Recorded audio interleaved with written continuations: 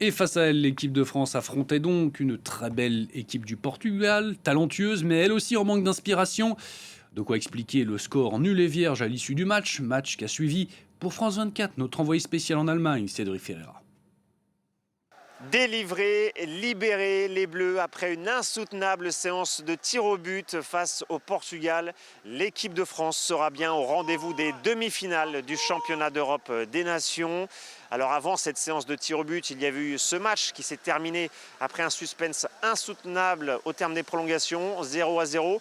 Il y avait eu des occasions de chaque côté. On pense à celle de Randal Kolo Muani en deuxième période et qui a manqué une occasion quasiment similaire à celle déjà ratée en finale de la Coupe du Monde au Qatar. Côté portugais, Bruno Fernandes et Vitinha ont à chaque fois buté sur Mike Maignan, le gardien de l'équipe de France qui est probablement le meilleur gardien du tournoi à l'heure actuelle. 0-0 au terme des prolongations et donc il y a eu cette séance de tir au but.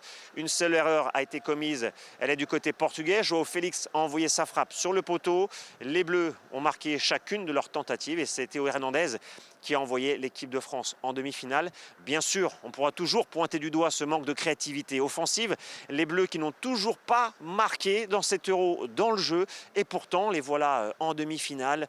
Encore une réussite incarnée par Didier Deschamps. Une statistique résume tout cela. C'est la 4e fois lors des 5 dernières grandes compétitions que la France atteint les demi-finales avec Didier Deschamps aux commandes.